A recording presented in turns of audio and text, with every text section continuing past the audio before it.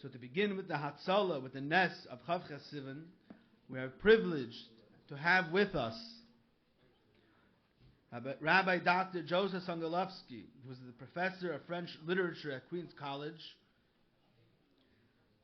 Dr. Sungolowsky's father was Rabbi Aaron Gershon, who was a Rav in Belgium. And when the Nazis invaded Belgium in 1940, his family fled to Vichy, France. And as we know, the story of how the Rebbe and the Rebbetzin came over from Europe to America is that they ran from Paris to Vichy, and they spent some time there. And eventually from Vichy, the Rebbe and the Rebbetzin went through Portugal and came to America.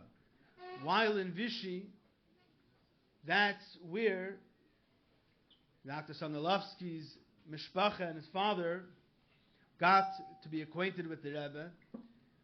And we would like to ask Dr. Sungolowsky, Rabbi Dr. Sungolowsky, to share with us his memories of the Rebbe from that time.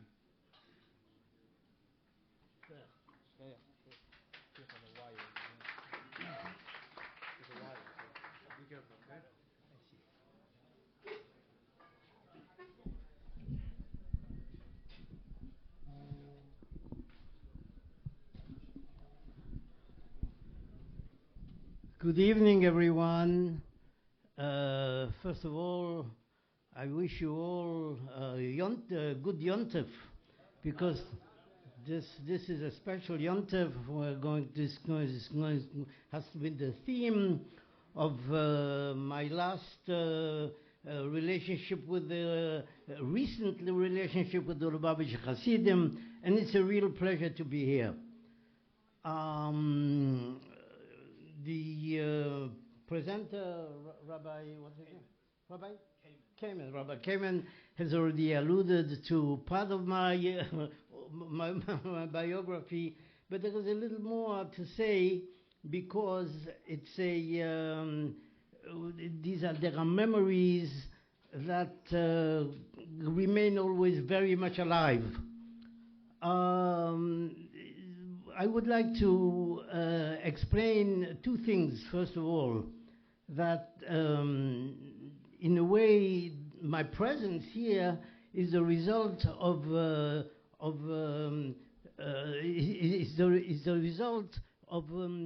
coincidences.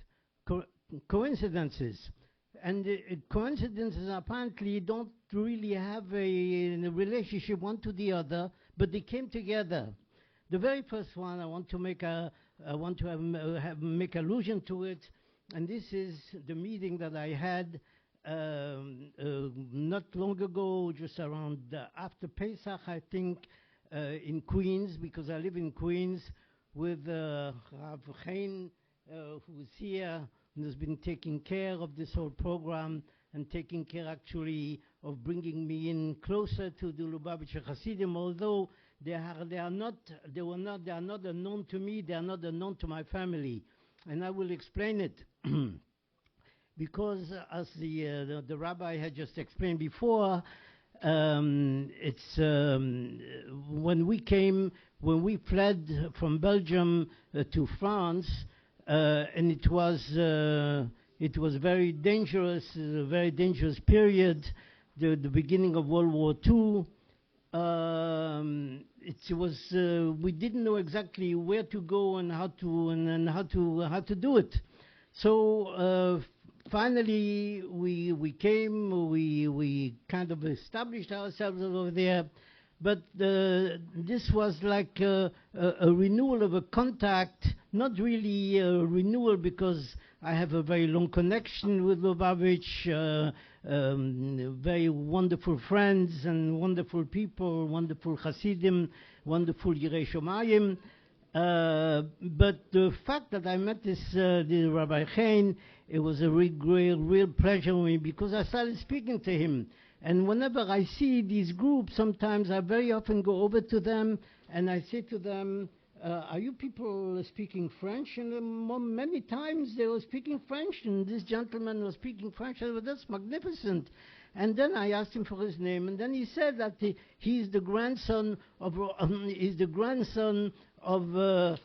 Matazov of Toulouse, and I reminded him how wonderful, really, in the Lubavitch tradition, I was received, I was welcomed by Rabbi Matazov.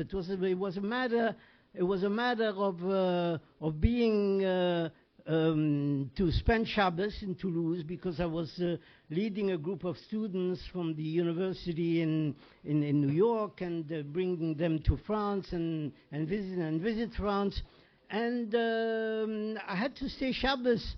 So Rabbi Pinson said to me, you know, if you stayed in Toulouse, then you should contact Rabbi Matazov, and you will see everything will be taken care of. And they had to be taken care of, because the next day, Sunday, I had to meet the group in Paris and then be there. So Rabbi Matazov said, don't worry about it, you are going to be there. And sure enough, Sunday morning, he got me a plane, and I was in Paris at 10 o'clock in the morning, which was the time that I was to be there, and everything went wonderful. So that was a great adventure, very typical of a Lubavitcher type of a welcome. The other thing is something that is concerning. This is more This is history, but that is far back into history. And that's the meeting with the Rebbe. How did this take place? That's very interesting. When we came to Vichy, my family went to Vichy. Vichy was a place where Jews gathered at the beginning of World War II. And there was a place in Vichy, a hotel, where people met people who were refugees themselves. And they came there because they wanted to establish contacts, to look for people. It wasn't a hotel, it's called the Hotel Charmel. And I remember when I spoke in the video, I didn't remind myself of the name of the hotel. The hotel name was Charmel. Many people came, and among these people that used to come, many of them were speaking Russian. I remember they were Russian speaking. There was a rabbi, and the name of this rabbi was Rabbi Schneerson, and turned out that he was a cousin of the Lubavitcher Rebbe. And this Rabbi Schneerson lived there for a little while. Didn't last long, because Jews had to be expelled from Vichy, because it became the seat of the collaborationist government that was collaborating with Hitler, and all the foreigners had to leave. And this is when we left, and we went to Nice. So when we met Rabbi Schneerson, my father found out that Rabbi Schneerson had a minyan on Shabbos, and my father went to daven there. I was a little boy, but I understood how things were going on, and I was very much interested in it myself. Therefore, I was very close to my father and wanted to know all kinds of things, and that's why many of these memories have remained are part of myself, so to speak.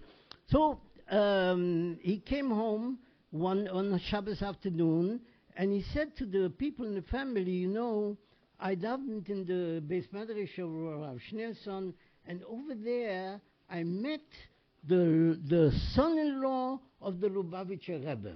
Well, we knew what we knew about the son-in-law of the Lubavitcher Rebbe, because my mother very often referred to the son-in-law. So it wasn't a foreign name to us. And my father said, and this young rabbi, whoever he was, is the son-in-law of the Lubavitcher Rebbe, and he's a tremendous Talmid Chacham. And that made a tremendous impression on me. Look at that. I said, we just came from Belgium, we're refugees and all that, and have a contact with such a well-known person. And this was the first meeting and the first also a coincidence, so to speak.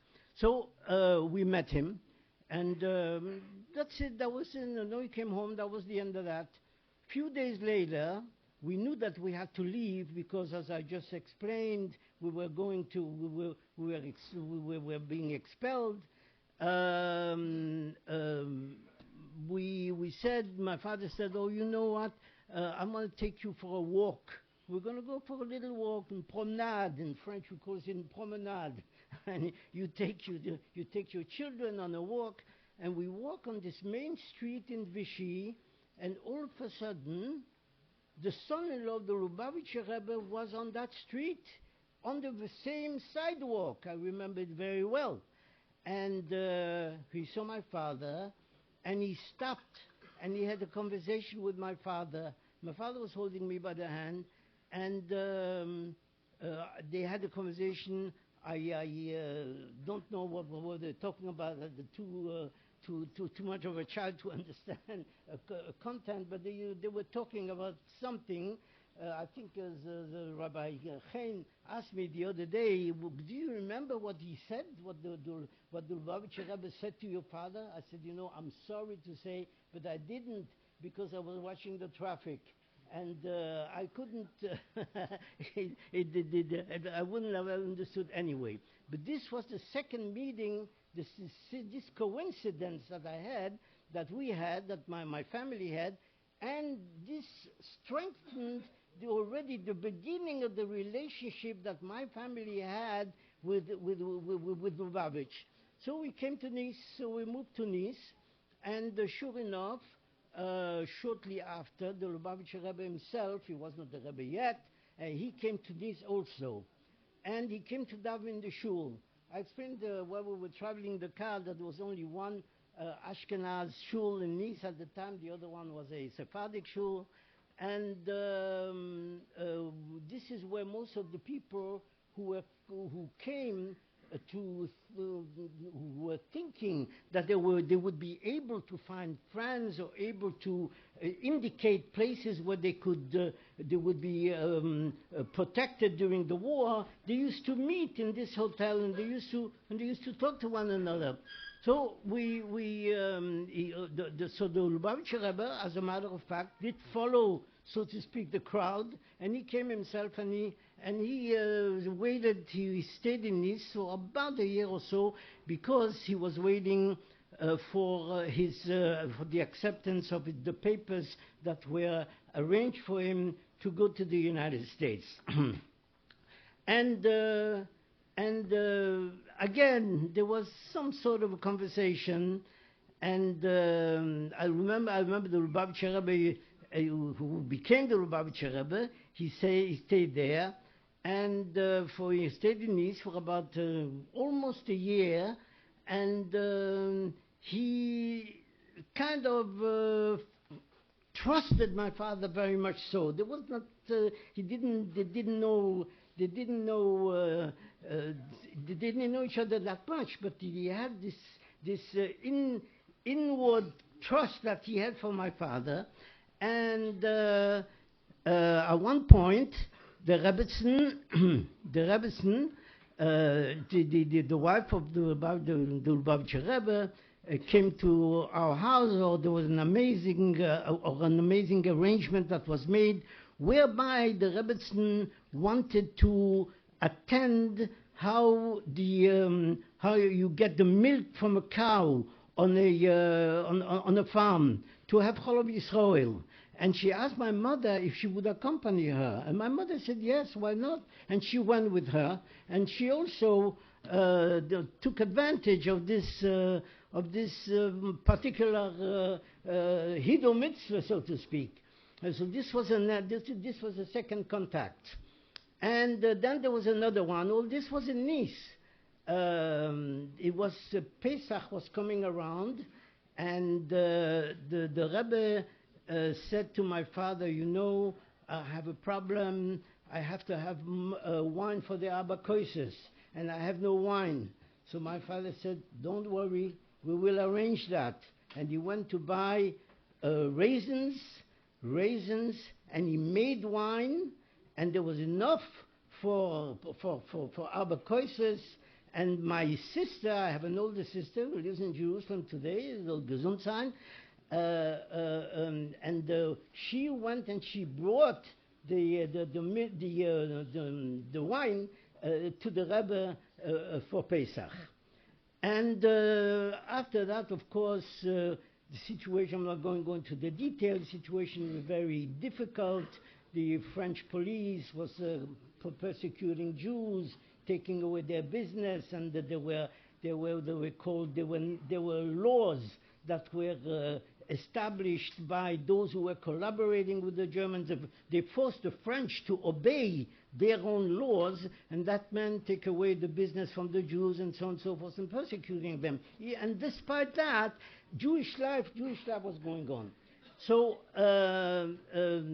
that was the end of that, and the Rebbe luckily was able to leave, and this has been told in the biographies. So we didn't meet him until we as my family eventually decided to move to the United States. And after we moved, my father said, "Oh, we have to go and pay a visit to the Rebbe on Yechidus." And that was one of the early periods in the life of the Rebbe when he was granting Yechidus to special people. We had to go to Crown Heights, and we waited until about 1 o'clock in the morning until we were able to get the Yechidus, and that's it. In those days, it was not so dangerous to travel from wherever we were in New York to Brooklyn. It was a nice Jewish neighborhood.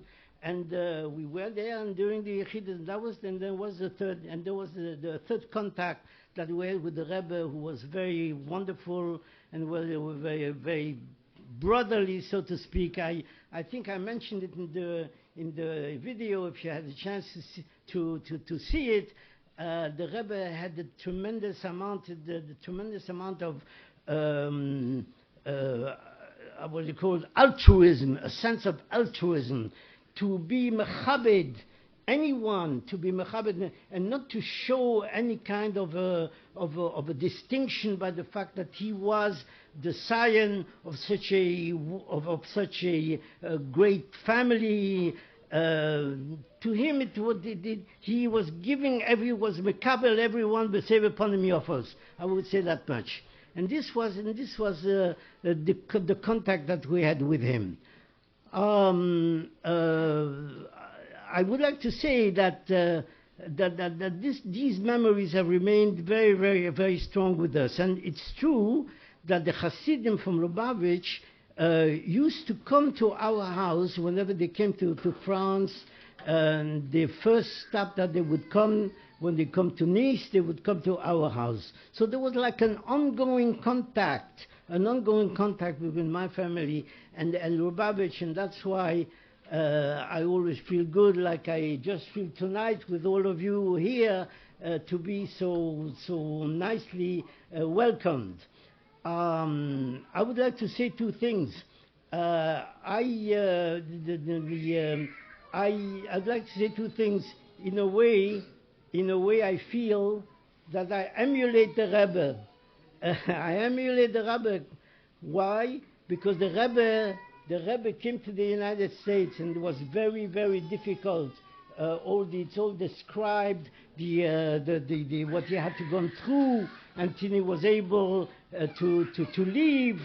Until he was able to leave, and there was also Alpi Derech Nes, there were the Nis in there, one after another.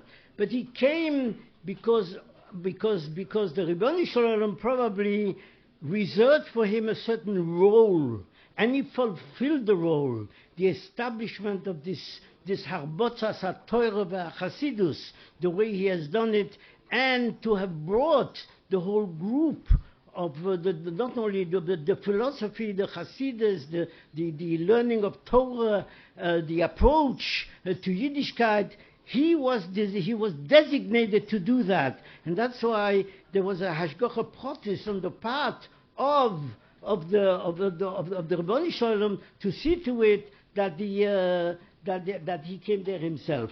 And that's why I say it's humor. But I said I emulated the Rebbe the same way the Rebbe felt the need to come to the United States in order to preserve Yiddishkeit and to do that. The same way I came also for that purpose, because I'll explain to you why. I'm in a completely different field.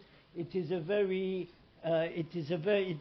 field that I happen to be a Muslim, but after I ended after my speaker, I went into the academia, and in academia I always was proud of the fact that I had this background, and I never hid it for anyone.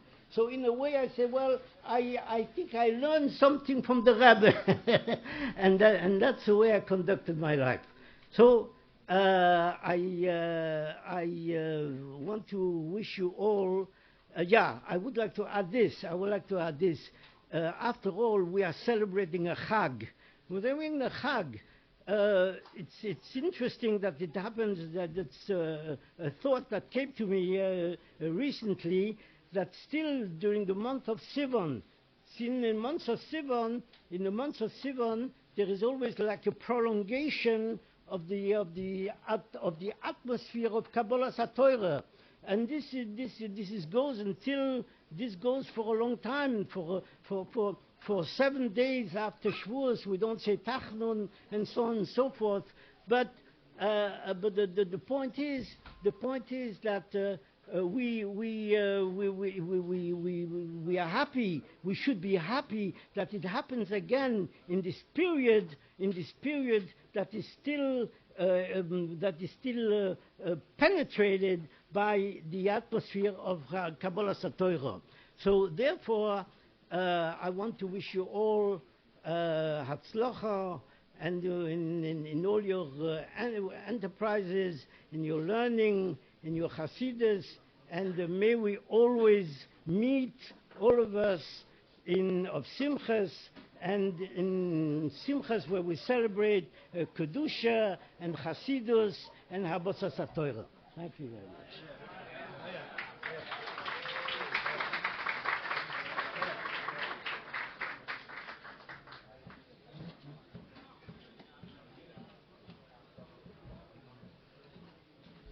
Ashikayach, on behalf of all of those that are sitting here at the Farbrengen and those that are watching online via the live broadcast, we thank you for sharing with us these precious rear for us Chassidim.